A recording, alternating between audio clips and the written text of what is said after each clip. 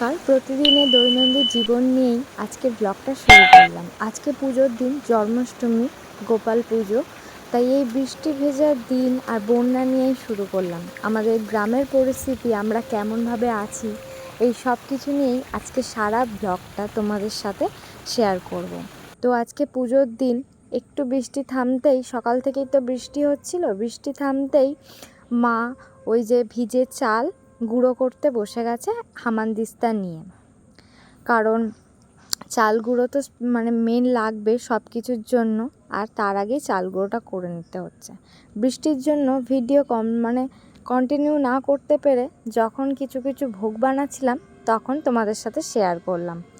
অনেক জায়গায় পুজো হয়ে যাচ্ছে, কারণ তিথিটা একটা অন্য রকমভাবে, যে যখন ভোগ রান্না কমপ্লিট করতে উঠতে পারলেই তাড়াতাড়ি করে ঠাকুরকে প্রসাদ নিবেদন করে ভোগ সাজিয়ে দিয়ে পুজো দিয়ে দিচ্ছে।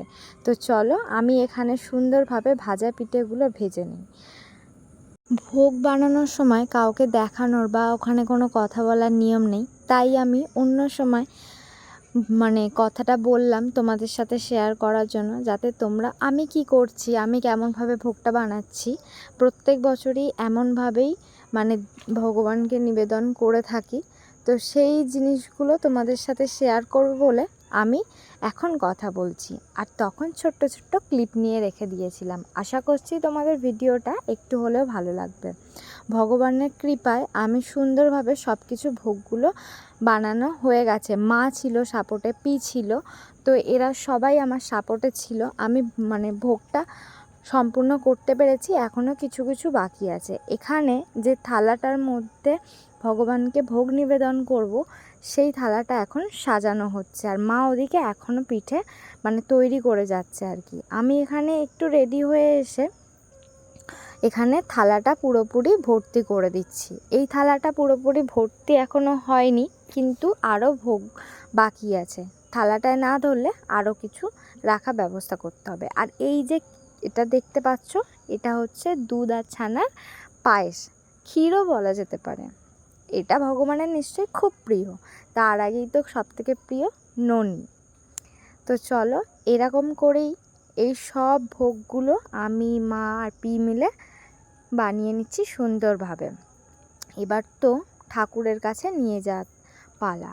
আর এখানে যে 8 কড়াই ভাজতে হয়, 8 রকমের কড়াই, তার সাথে এখানে ভুট্টাও ছিল। আর আমি তেলের ওপরে ভুট্টা দিয়ে ঢাকা দিতে ভুলে গেছিলাম, আর তারপরেই আমার রিয়াকশানটা যদি তোমাদের দেখাতে পারতাম। তো যাই হোক, কিছুটা হলেও ভুট্টা এই যে পপকর্ন হয়ে গেছে, ভাজতে পেরেছি। আর এখানে ভগবানের জন্য চকলেট, সন্দেশ, দই, এই সব কিছু এনে রাখা ছিল। সব ভোগগুলো থালার মধ্যে সাজিয়ে গুছিয়ে দেবার পরে এইবারে আমার ফল ধুয়ে নেওয়ার জন্য আমি ঘাটের মধ্যে এসেছি। আর ঘাটে দেখেছো আমাদের সানের ঘাট পুরোটা ডুবে গেছে, আর তার ওপর দিয়ে মা ইট সাজিয়ে দিয়েছে যাতে সবসময় পাটা না ভিজাতে হয়। তাই আমি ওখানটা বসে বসে ফলগুলো সুন্দরভাবে ধুয়ে নিলাম। তারপর একটু কলের জলে পরিষ্কার করে ধুয়ে নিয়েছিলাম। প্রথমে পুকুরে ভালো করে ধুয়েছি, তারপরে কলের জলে ধুয়েছি। তা এখানে আমি প্রসাদ ভোগ নিয়ে ঠাকুরের কাছে চলে এসেছি। আর এইখানে এবার মালা, ফুল, অনেক কিছুই তো পুজোর জন্য লাগে, তো সেই জন্য আরও অনেক কিছু নাড়ু টাড়ু অনেকগুলো দিয়ে আরও একটা প্লেট রেকাবি বলতে গেলে সেটা সাজিয়ে নিচ্ছি। বললাম আগেই, ভোগ অনেক বানিয়েছি, আর এই যে এত বড় থালাও কম পড়ে গেছে। কিন্তু এই যে এত কিছু বানানোর পরেও মনে হচ্ছে ভগবানের জন্য সামান্য কিছুই আয়োজন করতে পেরেছি। আরও যদি করতাম, অনেকবার তো হয় 56, 51 এরকম রকম ভোগ দিয়ে হয়। তো খুব মনে ইচ্ছা আছে যে এটাও একবার বানিয়ে ভগবানকে নিবেদন করার। আমি জানি ভগবান সাথে থাকলে এটা একদিন না একদিন আমি ঠিক করব। তো চলো, যতটুকু আয়োজন করতে পেরেছি এটা নিয়েই আজকে আমি পুজোটা করব।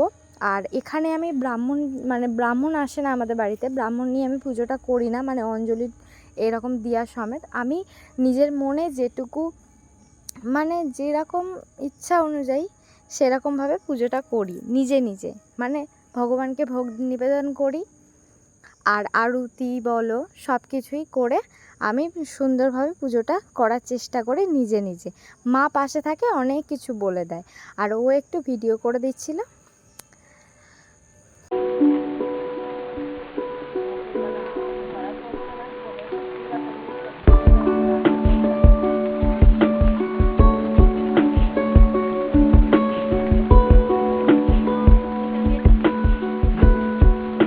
সবকটা পাত্রে ভোগ সাজানোর পরে এই যে আমি পাথর বাটিতে বাতাসা সাইড দিয়ে সাজিয়ে আর ওপরে দই দিচ্ছি, এটাকে আমাদের মেন ভোগ বলা হয়।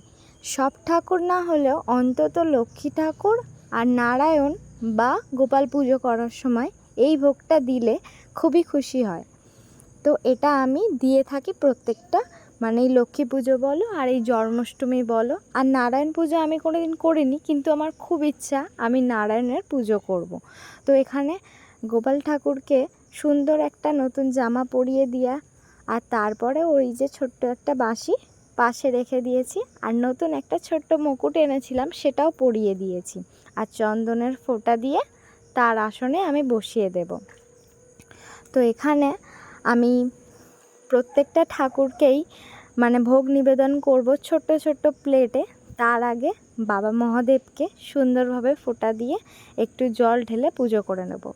কথায় আছে, আর আমি সবসময় ছোটোবেলা থেকে আমার ঠাকুরদার মুখে শুনেছি যে যখনই তুমি গোপাল পুজো করবে বা কৃষ্ণ পুজো করবে, তার আগেই কিন্তু তুমি বাবা মহাদেবকে পুজো বা ভোগ নিবেদন করে নেবে।